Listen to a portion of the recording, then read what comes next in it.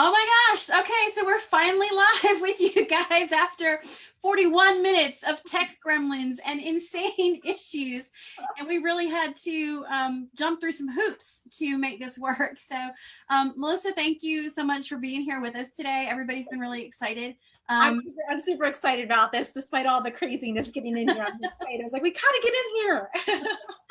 Oh my gosh. So, okay, guys. Now you already have seen Melissa's bio and you've already been kind of like leading up to this. You've sent in your questions, which I provided to her ahead of time. But I just want to tell you that, Melissa and her husband, Paul, are fellow tribers. And if you heard me talk about tribe enough this year, which you probably are tired of hearing me talk about tribe,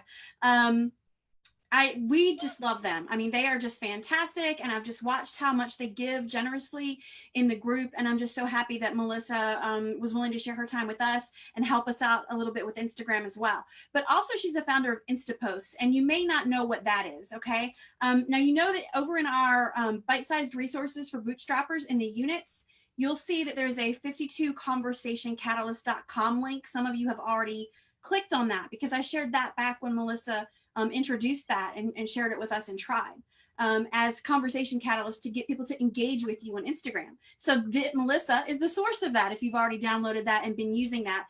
And she's the founder of Instapost, which is a membership that gives you some post templates that they're created to help you engage and connect. It's not just about having a graphic to throw up on Instagram. And so she has a strong background in psychology. She and Paul have run many successful six-figure businesses. And inside the membership, there is a course basically that walks you through everything you need to know to get started on Instagram to market your business. So Melissa, I don't know if you're still in launch phase or not. I probably should have asked you first before I went into all that. That's okay. So right now we're currently closed as far as with the Instapost, but it is going to be opening up again soon. We will be opening up one more time this year before we close for the year. So, but if you follow me, like I said, with the 52 Conversation Catalyst, I'm going to be sending out information on that as to when we're reopening that again. We're so excited. We launched it and opened it up earlier this year. We have about 118 members in there now. So it's really awesome to see people using the Instapost and creating engaging Instagram content, because Instagram is an awesome marketing tool when you use it like a marketing tool and you use it for engagement. It's a little bit of a unique app as opposed to Facebook and YouTube and all the things. But when you use it right, you can really create really good conversations with people. Can you speak to the uniqueness of the app? Because for me, I'm in your membership. I started the course, but I'm doubled up in grad school classes right now too, so I'm a little behind. But Instagram has always intimidated me because I understand Facebook. I understand how to use it. I stay up with the algorithm changes thanks to Rachel Miller. But I don't understand Instagram, and I've always perceived it to be more difficult to engage, more difficult to market on. So can you kind of talk about that a little bit? Absolutely. So how I looked at Instagram, it really is a like, know, and trust factor building app.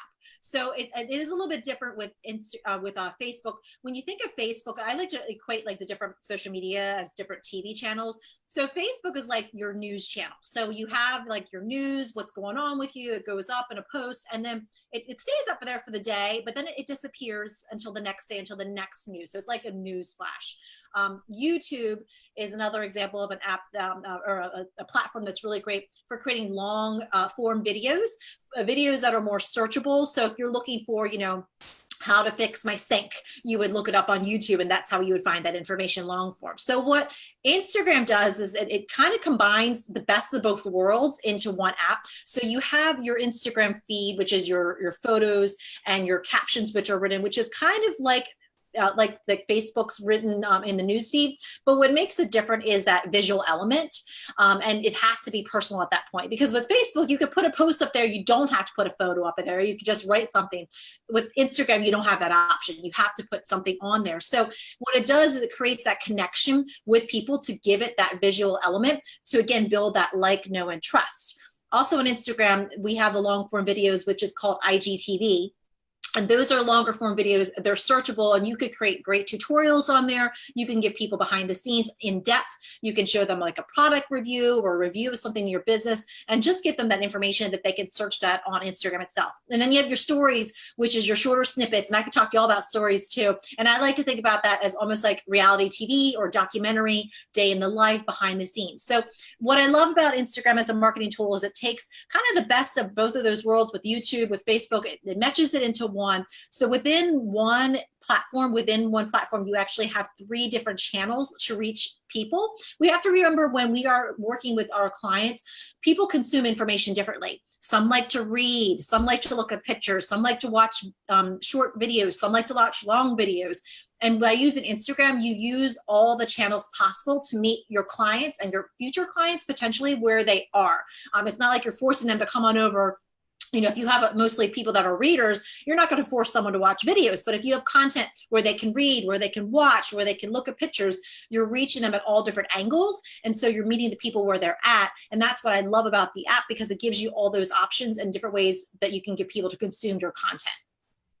Now, I've heard that because IGTV is a newer feature, like I've heard that Instagram rewards you when you use the newer features, like they kind of push them a little more. Is that accurate? Yeah, Instagram wants you to use the platform. They, you know, it's with any of these apps with the AI, they want you to use the platform. They want you to use the platform for what it's used for. Like I know a lot of times, you know, in the past, people haven't used it quite as strategically as this, but when you use the different features, they're going to give you more things to do. And the funny thing is that yes, Instagram is kind of a fickle beast sometimes. Sometimes people's Instagram is going to mine might look different than yours, different than this person, different than that person. So they slowly roll out different features. I think that's partly too is that they're testing things as well. So they're giving audiences certain things that they can do, because I know for me, sometimes someone might mention they have a feature, but the other person might not have that same thing. If you wait a couple weeks, you might eventually get it.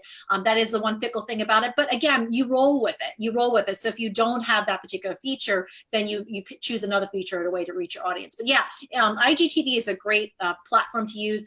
And it's one of the, like I said, the newer ones. People are still trying to figure it out. But when you go on there, I mean, you could see people put like full range videos on there where you can have really good searchable content. And again, when people are searching for things that are relevant to them, they can find your video on there and consume that content that way. Okay. And I've noticed, mostly because I've noticed the Instagram stories that also post on Facebook simultaneously, it seems like people are taking the longer IGTV videos and breaking it down into snippets to fit into the 15-second increments for the stories. Is that what they're doing? Well, yeah, IGTV is kind of, think of, they're kind of separate. So you can take a longer, because IGTV video for most people, the long is up to 10 minutes long. Now for bigger accounts, you could do like an hour long, you know, or so video. If you were to do an hour long of stories, that would be like way too many stories. But what you can do is if you have a video that's recorded on your phone, and let's just say it's like a 2-minute video, when you upload it to your stories, Instagram will automatically, you know, cut it for you into those clips. And there's also, you know, software that you can get on your phone. That's something I do teach. If people want to zhuzh it up a little bit and spice up their stories a little bit, you can use some apps on here. A lot of them are free or very low cost that you can split clips up to make them into those short clips that are digestible for people. What's your favorite app to do that with? I like to use InShot and Cut Story. So Cut Story is for cutting all my videos. So Cut Story, I'm able to cut them into whatever size I want. So I can cut them into stories. I can actually shorten long videos. If I wanted to do like an IGT video, no longer than 10 minutes, I could cut like clips of that, and you can get that on your phone. And then InShot, I like to use that because I use that for like, just like some different features for like fonts and colors and stickers and things like that too. Okay. And I do a lot of stuff and they have free versions of those, yes. And then they also have a paid version too. Paid version's nice because they take out that little logo, but you could do the free version if you just wanted to try it out and see how you liked it. Sure. Yeah. So most of our group is familiar with the do's and the don'ts of Facebook and kind of how that works for business. You know, we know what will land us in Facebook jail. We know we can't promote on our personal profile. But how does that work on Instagram? Like, what are the differences between Facebook and Instagram? Like, what can you do on a personal versus a business? And why should we have a business versus a personal? And then can you just briefly talk about what a creator account is? Sure. So business profile, I always recommend is the best profile to be on if you run a business, because it's the right way to do that. Again, like you said, Instagram and Facebook, they want you to do things the right way. People come on these social apps for socialization and just for personal things, but if you have a business, they want you to just to play their game, play the rules. So definitely recommend the business, because also with your business account on Instagram and with Facebook, that allows you to do ads. Even if you never just ever want to do an ad or have any thoughts about that, to at least have the possibility for the future, or if anything, just to start collecting data. Because I get that a lot. People are like, well, I don't think I'll ever do ads. I don't understand how to do that. That's okay. Just still do the business account, because you're collecting data. And then you can decide later on down the road, or even have someone help you out with that too. So that's the one thing that's the biggest difference between a personal and a business, is that with business, it's designed for businesses. You can do ads, and you can do all things that it's meant to do. Creator Studio is a little bit more advanced. And I would say for anyone here that is just kind of starting to get into Instagram, start with your business account first and get comfortable with that first before you get into Creator Studio, because what it does is just gives you more features, more options, different insights, a lot of different things. Some things you might need, some things don't apply to you at all. So I would say start off with the business first before you dive into the Creator, because that's just going to give you more features that you might not even know if you need them, if you need to use them or whatnot. As far as staying out of Instagram jail, a lot of the same things apply. The biggest thing I would say is that Instagram is really cracking down and really wanting people to build true engagement. And that's why Instapost is so passionate to me, because this is not about, having fake likes, vanity metrics. There is tons of things out there on how to game the system, as far as like the follow, unfollow, and there's tons of those techniques. And people that were early adopters into Instagram, they did that. And so what happened is that you see these accounts that have huge amounts of followers, but most likely for a lot of those accounts, not all of them, but a lot of them, they're not real people. They're not real accounts. They're not really following that person for the right reasons. They might be bots or just, whatever. So Instagram's cracking down on, and they want people to follow real people. So the follow unfollow thing is slowly, people are cracking down on that. And even too, it's interesting because some of the scheduling software out there, like even the ones that are legit, like, Planoly and, Later and things, some people are having some challenges with them because Instagram's kind of like, wait, is this real, or are you doing things the right way? So it's just always a good idea just to keep that in mind as you're planning out your content. At the end of the day, it's about creating real conversations, real dialogues, and having that back and forth. And that's what's really wonderful about the app, is that it's very intimate. You can have a conversation with people on your DMs, which is your direct messaging. And that's how I start a lot of my conversations, a lot of connections with people is through the DMs, and can create those big relationships. And it is a slower build. It's definitely a slower build than what it was before, but think about it as you're building a house. You could build a house on sand, or you could build a house on rocks. And I'm sure you, I know there's a story too, and I can't remember off the top of my head, so excuse me, but if you build your house on sand, yeah, you might get the house built quickly, easily, but that sand will wash away. And if you build the house on rocks, there's going to be more, more that goes into that, more challenges that go into that, but you have a solid foundation. So think about that with your Instagram, is that, again, you want to build that foundation strong, solid, and true engagement. And yes, that might be a slower build over time, but those people, they are going to be loyal to you. They are going to love everything that you do. They're going to follow you along the way, as opposed to having like these fake likes, vanity metrics, and everything like that. Yeah, we've been talking a lot.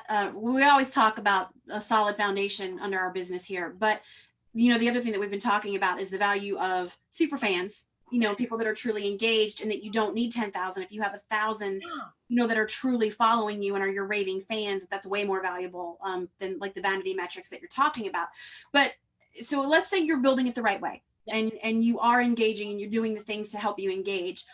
What do you say? And I know that there maybe is not an average, okay, but what would be a reasonable expectation for somebody starting from zero to build from 0 to 1,000 engaged fans? Right. And the answer probably is not going to be like, well, it needs to be this amount of time, because it really does depend on output. Because just as much as you putting information out there on all the channels as far as with your photos, your with the posts, your stories, and your IGTV. Another huge part of that is that dialogue back and forth, and you doing output as well. So you going onto other accounts, commenting, not just like a little comment here and there, but actually truly engaging in that conversation, reaching out to people.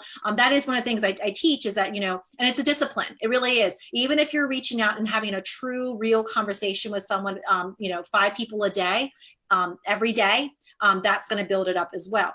Obviously, like anything that you do with consistency, it's going to build faster. So if you're on Instagram every day doing the output and putting the information out there, as well as commenting, having conversations with people, it's going to build faster. So it really depends up to you as the individual about how fast you want to do that, about, you know, how much you're in as far as with not only delivering the content, but also commenting, creating conversations, creating dialogue. I like to think of it as like, it's, I mean, really what it is, it comes back to like old school networking in a new way, you know? And again, if you think about any time, if you ever attended any networking event, it's not usually the first or the second, the third, even the fourth event, but it's down the line, the 7th, the 8th, the 9th, that finally someone's like, oh my gosh, you know, you got to talk to Heather. She's the best at this. And they know you like that. You're recognizable. And I think with internet too, and on social, it's even more so sometimes, because people are a little bit, there's so much information out there. They really want to make sure that they have the right person to work with or recommend, and they feel that they can know, like, and trust. And when you have that built on Instagram with the content that you put out there on very consistently, you can do that quickly, but it is going to take some of that time factor, that sweat equity with it. So I don't have like this amount of time. Is again, it just depends on your input, your output, and how often, and also the kind of conversations you're having in between. So, I mean, it sounds like at the root of it, it's really the same strategy as Facebook. It's just a different, maybe methodology. Different methodology and different channels. So again, remember, people consume content differently. So everyone that's on your Facebook channel is not going to be on Instagram. Everyone that's on Instagram is not going to be on Facebook. So you're just reaching a whole new population of people that are really open to what you have to do when you put yourself and put your stake in the ground that this is what I do, and you position yourself as the expert. You're connecting with people, and you're inviting people into your world.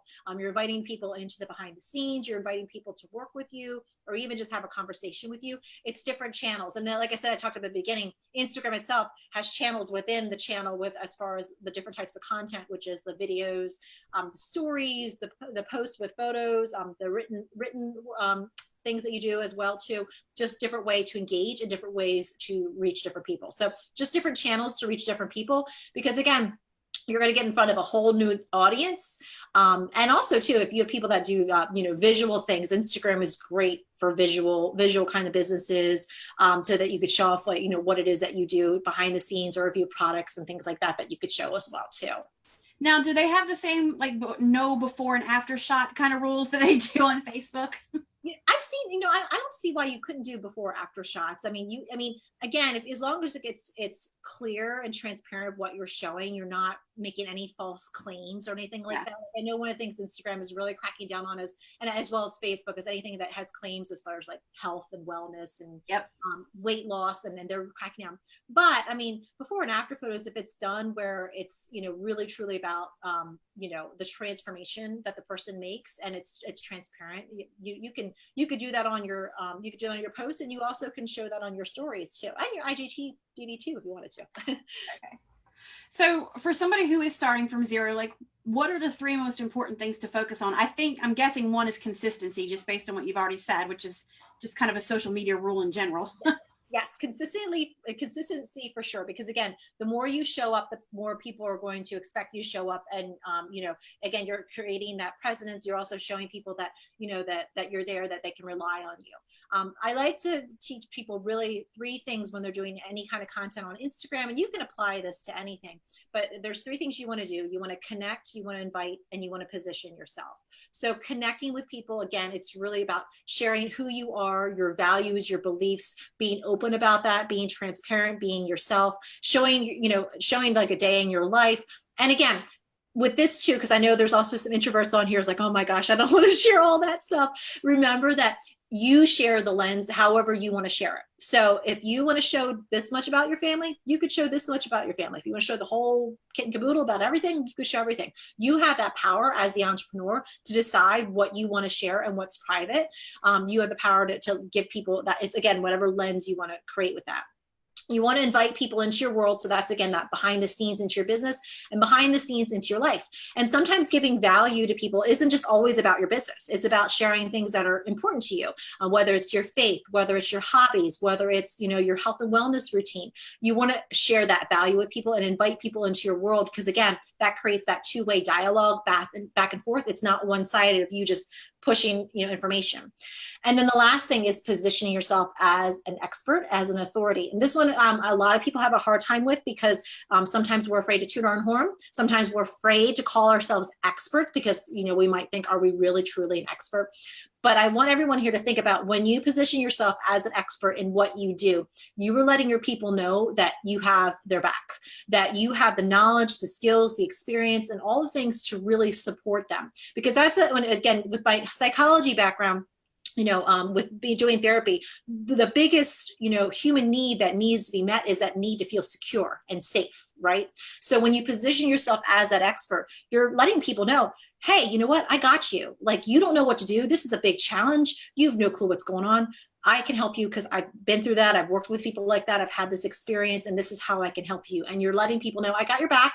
It's okay that you don't know the answers. I have some tips, some guidelines, some things I could do to help you. Let me show you how I can do that. So when you think about that in that way, it lets down that stress that you have about, oh my gosh, I'm an expert, but I don't know everything. You don't have to know everything. You just have to know a little bit more than your ideal client so that you can help them and guide them and really take them towards that decision. So with all of your content, that's what I teach in all of your posts. It's not just with Instagram. It's not just showing your fun food photos anymore, although you can do the fun food photos and everything like that too. But again, anything that you create as far as your content has to link up to those three things: connecting, inviting, and positioning yourself. And when you do that the right way, and you do it consistently over time, through the different venues, whether it's posts, stories, IGTV, again, you're building that like, know, and trust. And this is a long game. It's a long game. And that's what's really going to make you set apart, because your competitors are most likely not doing that. Your competitors are most likely just doing the flash sales and talking about me, me, me, me, me. And they're not making it about the other people. And that's what, again, that's that two-way dialogue. When you make it about the other people and the other person on the other side behind that app, people feel that. And that's how you're really going to truly connect and create those relationships, which can lead to clients. It could lead to referrals. It could lead to opportunities. I mean, that's just, it's exactly how, it was a conversation back and forth. And again, and within the tribe group too, conversations, that's led to so many different opportunities to really just give value to people. And I know in the long run, it's going to give value back. It's just that reciprocation. So what's the best way to set up your Instagram profile to get the followers so that you can get them engaged? Yeah. Yes. So the biggest thing is with your bio is that you want to make sure it's clear of what you do. So I would say that the first thing is that, to make sure, because you only have so many characters on there. I think it's 150 off the top of my head that you have on there that you can use for your bio. Super clear as to what it is that you do. So like if you have a program that you do, or if you're a coach, like who you help and how you serve them, to make it super clear about that. You also want to put some personality in there too. So if you're able to fit in like some things that are important to you, like for me, like I put in, and I changed my bio too. That's another tip, that you can change your bio from time to time to mix it up to keep people, interested. But I put things like, I love travel, I love dogs. And then I give them a call to action as well. And you can have the call to action in your bio as well. You can do a link in there. I know people are asking about Linktree. I do use Linktree right now. And I like Linktree because whenever I have a story or, whatever I'm talking about, I can say, oh, do you want to know more about this? Go to my bio. And I can have all my links in there to point to that. So whenever I talk about anything, they just have to go to one place, just my bio.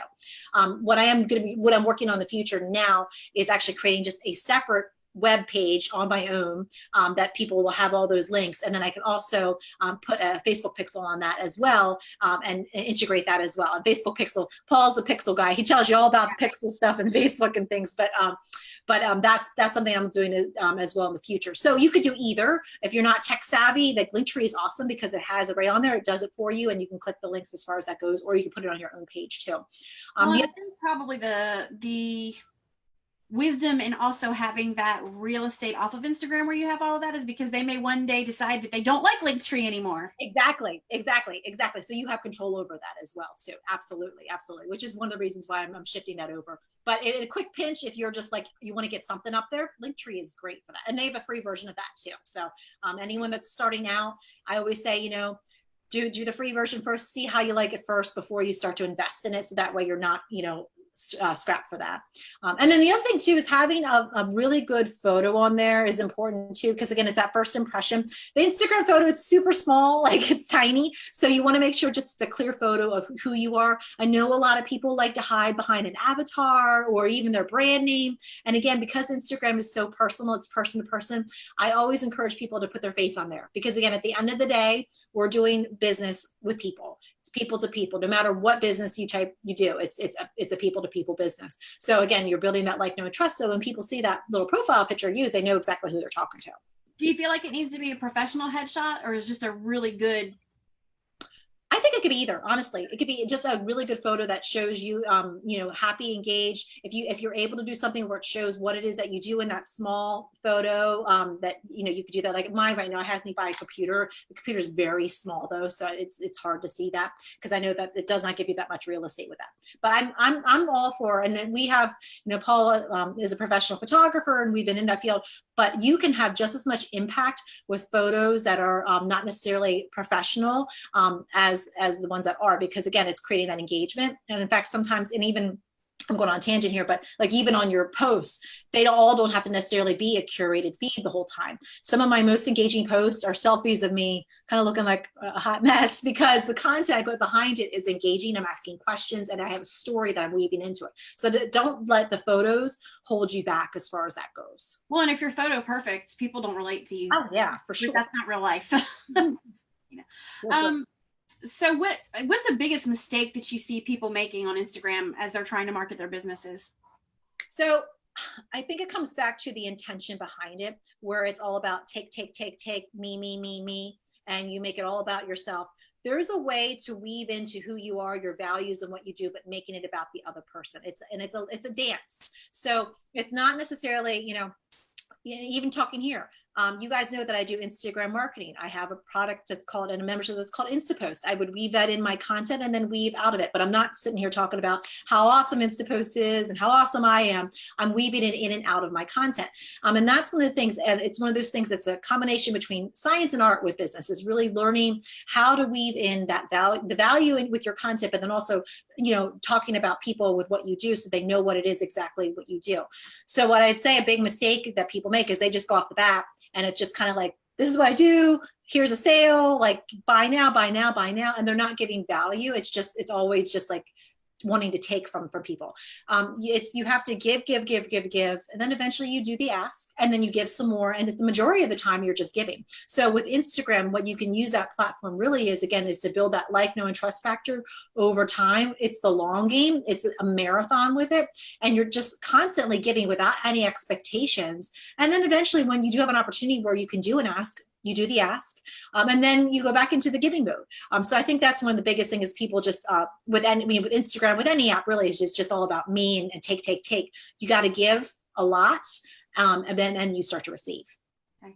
A lot of people are asking about hashtags and how to use them properly. Talk about that.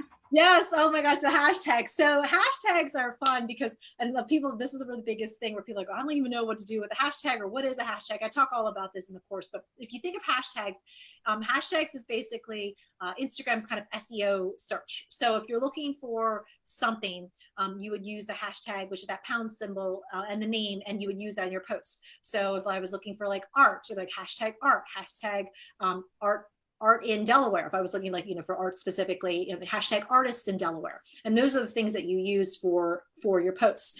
You can use up to 30 posts or 30 hashtags in your written post and 10 on your stories.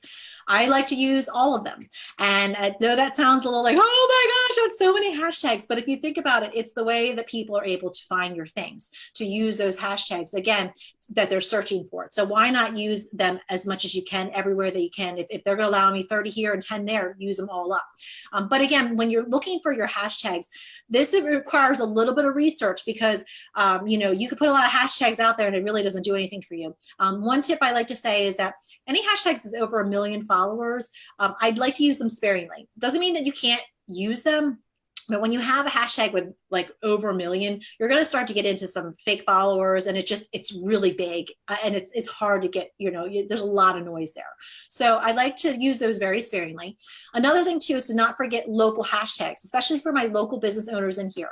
Yes, they might have a smaller following. Like we have, in Delaware, we have a couple of hashtags like small business Delaware, hashtag net Delaware, hashtag, Wilmington, Delaware business. There's a lot, and they're much smaller, but we know that when we use those hashtags, if we're promoting something locally, it's going to be seen more by the people that you want to see in your area. So don't forget about those local hashtags. And the biggest thing is that you just have to do your research to find the hashtags that are relevant. I like to keep all my hashtags on my phone so that they're handy, and I keep them in my hashtag vault. That's something I teach people too, where it's very easy to access, and you can mix up whatever hashtags you want to do, copy, paste, and put them into your posts, copy, paste, and put them into your stories. Because otherwise it could be overwhelming if you think you actually have to just think up 30 hashtags Yes. for every post. Oh, absolutely. Yeah, that's the worst, because people are like, well, I don't feel like typing that out. Well, you don't have to. If you do the work ahead of time and pre-plan it, then really it's just a copy paste method. And that's, you keep them all in there. You keep them all nice and organized in your vault. So you know that when you have a post about, let's talk about the art piece again, an art piece, you know exactly what hashtags use. But if you're going to be doing like a community event, you have certain hashtags that relate to that. If you, I have a set of hashtags when I go do a workout and I talk about like wellness, I have a set of hashtags that I use for that too. So, but you have to do that a little bit of pre-planning, but that's going to save you so much time. So you're not sitting there. That's the worst, to sit there and type out all those hashtags. Okay. So we actually do have, we have a couple in the group, a married couple in the group that has a blog, and they've actually done pretty well on Instagram. They have some, sponsorship deals, I guess, sponsorship contracts and that kind of thing, but they've hit a plateau. And that was their question, is how do we break that plateau when we hit it on Instagram? Okay. So that's a really great question. And again, this is that slow build again. This might be a matter of going into, if you haven't tried, looking at some of your competitors, people in the same space, and see who's following them, and start engaging in conversations with them. So go into the ponds of people that if you offer a service with what you do, there's probably similar people that do something very similar to you. And again, it's just going into those influencers, those people, looking at the people that follow them and creating that relationship. And again, this isn't going to happen overnight, but it's going to be a back and forth engagement, commenting on their posts. You can start to follow them. Also looking for hashtags that they might be, your competitors might be using. Follow those hashtags as well, because that's going to introduce you to a whole different audience. I don't know if people know that you can follow the hashtags as well too on Instagram. So when you follow that hashtag, people that use that particular hashtag, posts like that will come up. So you're going to see a whole bunch of new people that you maybe have not seen before, and getting yourself into a new audience. And again, it's that relationship building. I'm sure they're not doing this, but like, don't go and be like, hey, again, don't make it about yourself and follow me and how awesome I am. Cause I get those messages every day. I do. I get people to tell me, oh, and I know, they're awesome for putting themselves out there, and they're awesome. But again, that's not the way you build a relationship. Again, it's creating that conversation back and forth. If they have a comment on someone else's post that's in that same space, to comment back, to start the conversation there and have that dialogue back and forth. And then just gelling, what's going to happen is that particular person is going to get curious about who you are, going to check you out and be like, oh, they actually do something similar to so-and-so, let me follow them. And that's how you're going to start to break that plateau, get yourself into front of new audiences. So what I would do is make maybe your list of top 10, top 20 people that are in your same space, and start to really follow them closely, follow their people closely, and build new relationships off of there. Okay. So, and forgive my ignorance here. No. Because, again, we all know it's a big joke. I have to get into Instagram. So when you talk about the DMs, and I hear people talk about this a lot with Instagram, it seems like it's a more I guess, commonly used tactic on Instagram? Because like on Facebook, if somebody DMs me that I don't know, I'm like, like I'm very hesitant about that. Yeah. If we haven't had some interaction. And so is it different on Instagram? Like, how does that work? It's a different animal on Instagram with it. It's definitely a much more personal, because again, you're posting photos and captions about yourself, you're posting stories, and everything is really coming from your perspective. So that DM is just, it's a more personal connection to connect with them. It's definitely different than Facebook. It has a different feel, it has a different just vibe about it. And that's how, again, I start conversations with a lot of people. People start conversations with me. A lot of people that are in bigger influencers in whatever space, they're using Instagram a lot, and we'll have conversations with people on there. So it's like, there might be some, big names that you wouldn't, but if you really have engaging conversations or feature them in a tag, like they'll DM you back, and you're like, oh my gosh, I can't believe they actually reached out to me, because they're using Instagram really as a way to connect with people. So it's a different way of connection, and it's a little bit more intimate than your normal Facebook Messenger. So yeah, it's just a different animal. I guess it's like a culture that once you're immersed in it, you understand it a little bit better. Yes, absolutely, and it's fun too. You get to chat with people. Again, when you're doing your stories, that's where a lot of my DMs come from, is because I'll do a story, or I'll see a story, and someone will say something or post something that's really interesting, and I'll be like, oh my gosh, I didn't know you XYZ, or I didn't know that about you, or I didn't know about this. And then you could start that conversation. So again, when you're sharing those little snippets of your life and those stories, people can send a short message back to you, and then that's just where that conversation starts. So brief little technical question in the middle of all this. For those of you that are watching, what we ended up having to do is I actually had to make Paul and Melissa admins in the group, and we had to go live through their Zoom account to make this work live today. So Melissa, can you see comments? Because I can't see comments. Okay. Good question. I don't know if anybody's been asking questions, and they're probably sitting there going, oh my gosh, why aren't they paying attention to us? Let me see here. I don't see it on here, but maybe it's on the group itself. So sometimes I just go into the group and see. I do see a couple comments here. Let me read here. Comments. Okay. So Allison Morrow said, in the connect invite position trifecta, what exactly was the instruction under invite? Somehow I missed that. So connect, again, connecting with people about your values, your beliefs, and who you are. Invite. So when you're inviting, it's inviting people into your world and inviting people to work with you. So inviting people to your world could be those behind the scenes. It could be sharing value with things that are not necessarily related to your business. Inviting people just to take a step into who you are, your business, your world, and inviting people to work for you or work with you. So as far as like, inviting, whether it's like you have a consultation call or to get on like your calendar to talk about something, or again, you can do the invite for the product, the service that you have. You can do the ask, but that's after building that value and that relationship over time. You just don't want to go off the bat being like, buy my stuff. You want to give that value first. So and Allison gave a wave too. Okay. That's all I see on my end here. Okay. And so some of the other questions that we had, I'm going to try to I'm going to let you answer all the stories questions at one time. I think we only had 2 or 3. Okay. So our stories worth the hype and just tips for using them to your advantage, which I think probably just goes back to everything that you're already saying about using the platform in general. Yes. And stories are worth the hype. I will tell you that when Instagram first came out with stories, I thought it was the dumbest thing. I was like, what?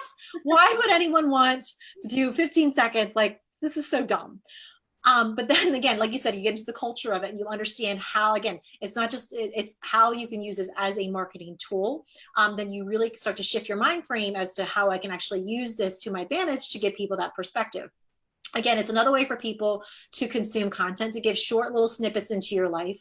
And again, it's a great place where you can just kind of let your hair down a little bit, be a little bit more casual, show people a little bit more, about you and what you do in your spare time. Show, again, with that lens that you want to share.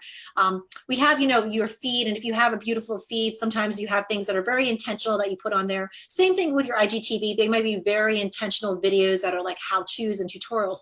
Stories are kind of just like this reality TV documentary play space that you can just just show aspects about your life, things that are interesting to you, things that are going to connect with people. And it's also a great way to ask your audience questions, to poll them on things, just show a little bit of your personality. And that's what I love stories and why I love them so much. It's that playground that you can just kind of have a little bit more flexibility to just, again, have human connection.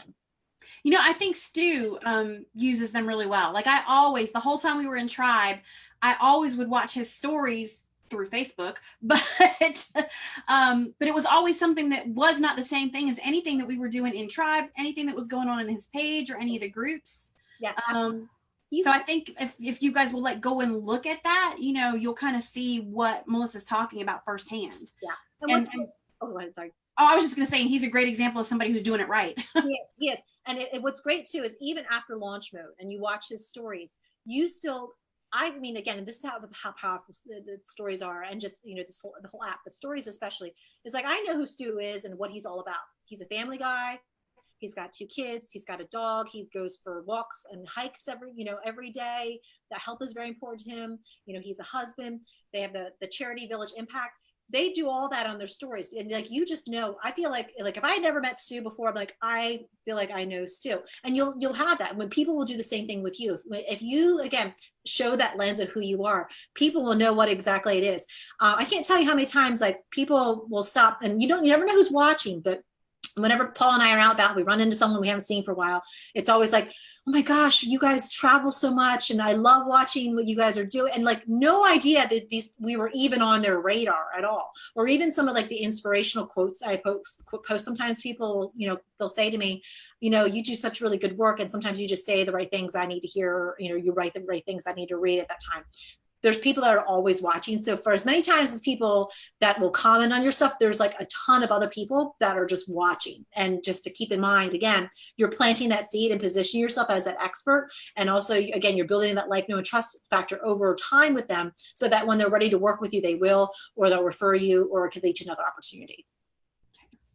I want to make sure that I didn't just miss any of the questions that anybody asked. Yes. You guys had really good questions, by the way. I know you mentioned Planoly and you mentioned a different scheduling software. Do you think, given the fact that there's so much going on with Instagram cracking down right now, that it's better to just go native? I'm yes and no. I mean, I definitely, you need to plan. I always love native just because, again, you know what it is. But again, as a business owner, we have things to do. And we also, the goal is to not be on social media all the time. But there's ways that you can do it where if you have scheduled time, if you do it natively, like just because you record a story, like in the moment, doesn't mean you have to post it there in that moment. I think that's a big thing people don't realize, is that you can record a story. If you're out at an event or if you're out to dinner and something really Instagram worthy happens, you could do your story, record it, save it to your phone, and then just leave it alone and not post it until you're ready to do it. You do it under your own time frame. So you don't have to be on your phone all day long recording stories and doing content and not enjoying life and being present to the moment. So that's one thing that's really important, that you can still do it natively, but on your own terms. Now, as far as Planoly and later, it's just a good idea just to keep an eye on them. I think there definitely is a place for them. And I think they definitely can save people a lot of time and energy and hassle when you use them. But just to keep your eyes open for changes that are coming up. And this is with anything in business. You just have to keep an eye and pivot when things happen. It's just one of those things I've been noticing people having a little bit more challenges with it. Doesn't mean it's going to be permanent. Maybe Instagram's working out some kinks. Same thing happens on Facebook from time to time. So it's, again, just to use the apps and use the scheduling tools as tools. But again, at the end of the day, it's about you getting your content, your information out there in front of people. So are the scheduling apps the only way you can schedule Instagram posts? They are, yeah. You can't, you can't schedule. That's the one tricky thing. And because it's a third-party app, what I think was happening while people were abusing it. And that's where some of these glitches are, because again, that follow and follow, and just people not using them the way that they were meant to be intended. And so now it's happening for some people, not for everybody, because I don't want to scare anyone away from using these things, because they're great tools when they're working and they're being used right. But I think what's happening, just Instagram is just a little bit more aware about some things people did in the past that wasn't so what you know, what they wanted people to do. They really are cracking down on people wanting to have true engagement, true people, real people, and less with this, you know, the fake followers, fake likes, follow for follow and things like that. So they're just, I think they're just keeping their eyes open for things like that, which is why maybe some people are having some of these experiences. But I think with anything, you just have to test it, try it, see what works for you. And with any system, it just has to be a system that works for you with your business. I do a lot of stuff natively. I do schedule things too. But again, when I do stuff natively, I do it on my terms. So I'm not sitting on my app all day long just posting things. So, right. Yeah. And we did have somebody who asked if aesthetics still matter. And I think, I know when I read that question, I thought of all these perfectly curated where everything is white and pretty, or everything is pink, or, you know, like, does that still matter? Is that? Yeah. And everyone has a different opinion about this. For me, I do a hybrid for my Instagram. If you go to my feed, and mine's at Real Melissa Pruitt, I do a hybrid where I have like a quote thing, but then I also just show a lot of photos that are very candid. Again, you remember that with Instagram, it's really however you want to do that style. You could do a perfectly curated feed, which, I mean, they're beautiful. Are they engaging? I don't know. They may or may not be. You might have more engagement with things that aren't so curated, that's just more real, and really having, you know, stories in there, giving value. It is what you do, as opposed to focusing just on the photos. So I never want people to think that the photos holds them back from trying things out on the app. Like, you know, just to, again, be yourself, and be, at the end of the day, that's what your clients really want, is they want to get to know you. They want to do business with the person that they like, know, and trust. Yes, you can have professional photos on there, but a lot of times, like I said, some of the most candid photos and you just being real, and the best version of yourself in that real way, it's a great way to connect with people. So I don't think that the aesthetics necessarily matter. Again, it depends. People have different versions of that. As long as the content, what you're giving, is valuable and people want to engage on it, that's the biggest thing with it. All right. So, why don't you just take 3 minutes and shamelessly plug all the things that you do? Yeah. I want people to know where to find you and that kind of thing. Awesome. So you can find me. I'm the same handle for both Facebook and Instagram. So it's Real Melissa Pruitt, like a real person. That's me.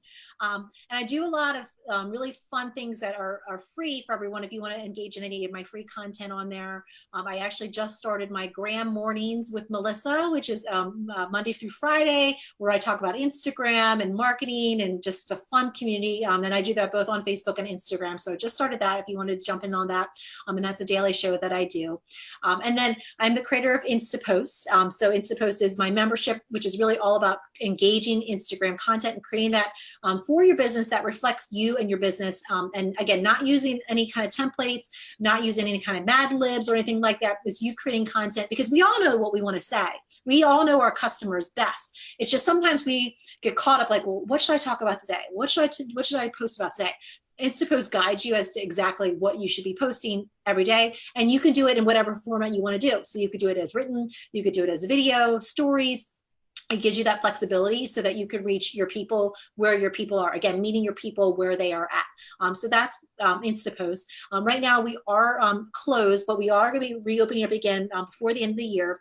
So if you want to get notified about that, and you mentioned already the 52 Conversation Catalysts. It's 52conversationcatalyst.com. It's my freebie there that you can grab with those conversation catalysts to really start conversations.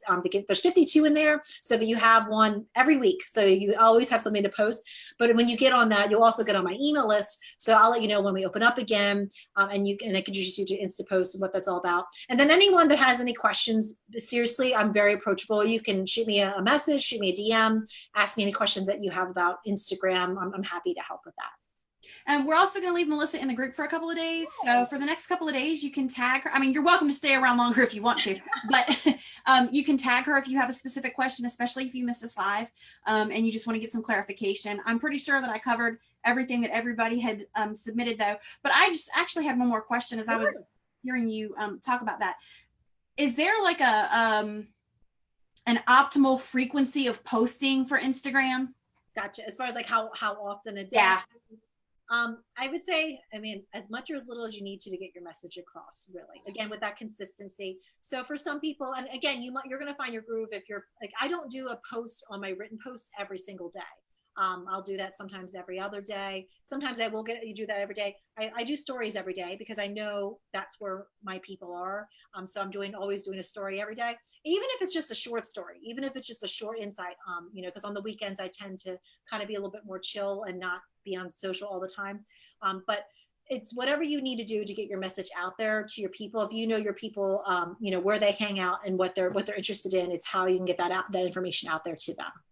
Okay. So it really doesn't work the same way as Facebook in terms of how the algorithm is always changing. And, 6 months ago, you wanted to post like 4 times a day, but now you don't want to post any more than twice a day because quality over quantity. So it's not at all the same rule for Instagram. It's a different, like I said, it's a different type of animal. I look at Instagram, really, it's that long game. It's the engagement building. It's that like, know, and trust factor. It's really, if you're thinking about like the phases with like, working with the client, Instagram is really the app that you would use for that connection type phase. It's like just really all year long. This is how you connect to people. This is how people really get to know a sense of who you are and what you stand for and your values through Instagram, because it's showing that more personal side of you. And that also makes it just really great complementary to Facebook too, because on Facebook, you have a different type of strategy. And when you use Instagram with it, it's building that trust factor that really people get to know who you are as a person. So it's that trust factor that Instagram really does for you. So if you're utilizing your business account the way that you've just taught us to do that, you don't necessarily have to have a separate personal Instagram account for people to get to know you, right? Right. You could have the same business. You would do the business account on there, because I everything on my business account, because again, again, it depends up to you. If you wanted to have the personal just for you, if you just wanted to post things that really are just for you, then definitely do that.